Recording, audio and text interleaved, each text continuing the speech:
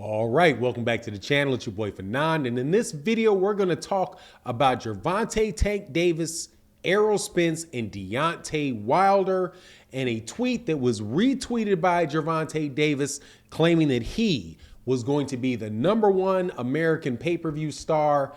And in short, not going to happen. But let's talk about that in this video.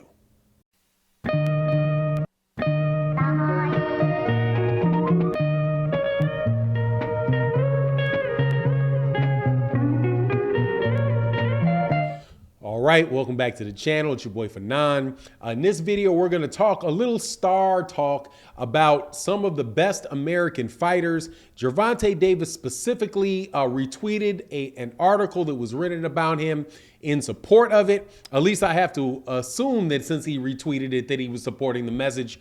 And that was about him surpassing Deontay Wilder as the biggest being poised to pass Deontay Wilder as the biggest pay-per-view star, American pay-per-view star. All right, now before I get into that though, please make sure if you're not subscribed to the channel, subscribe to the channel and hit the bell icon so you can be notified of all the videos that we release. Also, thank you so much. And if you wouldn't mind hitting that like button before you leave the channel, that would also be greatly appreciated. So let's get into this. Gervonta Davis co-signs the notion that he is poised to pass Deontay Wilder as the #1 American pay-per-view star. And I think that this is a good opportunity to talk about what is real and what is not real. Gervonta Davis is most definitely in the lightweight division and below the biggest name fighter that there is in boxing today, without a doubt. At 135 pounds, he is proven by continuing to sell out different arenas and have pay-per-views that have good numbers, that he is a bigger star than Lomachenko. He is a bigger star than Monster Inoue. He's a bigger star than Teofimo Lopez and Devin Haney, Shakur Stevenson. Any and everybody below the weight class of 147 pounds, in my opinion, would be playing second fiddle to Gervonta Davis, and I think that is only fair to say. However, for him to be poised as surpassing Deontay Wilder as the top American pay-per-view guy, let me tell you, unless some stuff really changes, it's not going to happen. And this is why I say that.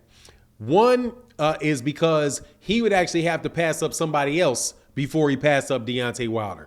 Deontay Wilder right now is if he was based on the last pay-per-views that he did in the Tyson Fury fights and the fight with Luis Ortiz, is the #1 American pay-per-view guy, without a doubt, right?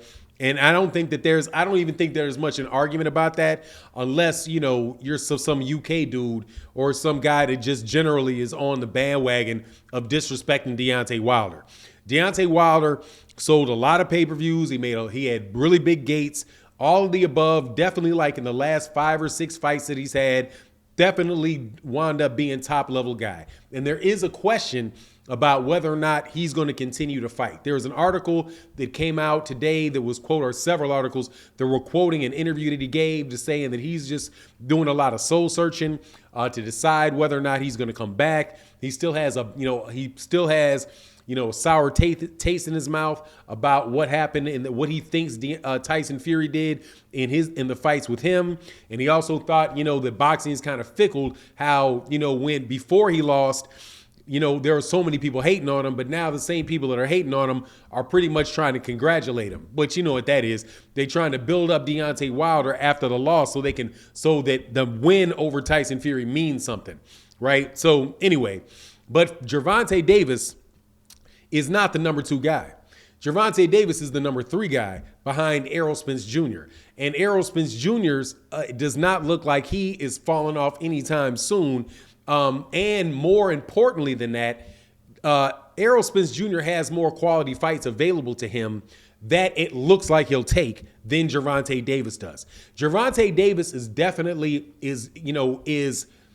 really did grow over the last few years, and that's without a doubt. However, he's in a weight class, 135 pounds, Well, there are really a lot of good fights that can be made, but it doesn't appear as if Floyd Mayweather Jr. and Mayweather Promotions want to actually make those fights with Gervonta Davis, right? Because they're saying, hey, you know, these are big fights, but they're not as big a fights as people think that they are, right? But if he doesn't have a fight, the biggest fights that he can, I don't think that he's going to get, that his numbers are going to get any bigger than they are right now. And in fact, if he's not careful, they may decline because, you know, a lot of his attraction is that he's getting a lot of these knockouts and, you know, he's a very, very exciting fighter. He went the distance last fight with Isaac Cruz. I don't think that was any, you know, I think he probably would have got him out of there if he hadn't hurt his hand.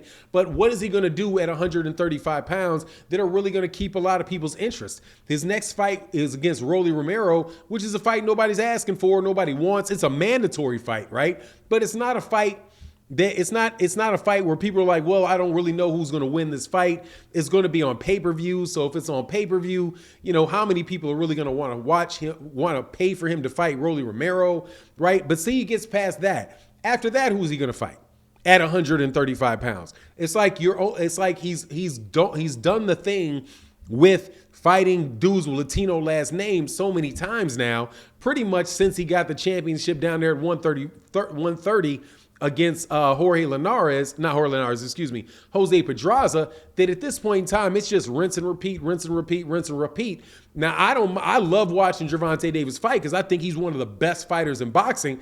So for me, I love it, but I don't know, you know, unless he does something to get and actually get a big fight, right? How are you going to continue to grow and increase on your pay-per-view numbers and all that stuff if you're not fighting the guys that other people want to see you fight? Errol Spence Jr., on the other hand, really does not have that problem. He actually has a fight where he can be juxtaposed up against Crawford, and people can keep talking about when are the two of those guys going to fight, or he can move up to 100 or he can move up to 150. He has a Jaron Ennis fight that is there and available for him if he wanted to fight Jaron Ennis. He's got a if he wanted to, not Danny, I wouldn't say Danny. He's got the Keith Thurman fight. If he wants a Keith Thurman fight, he's got the Terrence Crawford fight. He could go up to 154 pounds and fight one of those guys out there. On the way outside of it, he could potentially have a Canelo Alvarez fight down the line if he moves up farther in weight class and the both of them keep winning. There's just so many more options for Errol Spence Jr. to give people fights that they actually want to see versus what Gervonta Davis has. Is his management company, or excuse me, his promotional company seems to be willing to put him in there with. Now, if Gervonta Davis was going to fight Vasily Lomachenko, if he was going to fight George Kambosos, if he was going to be doing these things, then I would say, okay, yeah, no doubt about it. He could basically go on ahead and it could keep growing because there's several fights out there that I think will grow his numbers. It's just the question for me is, will they actually make those fights for him? Or will it just be something where it's just more of the same thing with Gervonta Davis, you know, fighting guys that we know he's going to beat? But anyway, that's my take on the matter. You let me know what you think in the comment section. And with that, I'm out. Peace.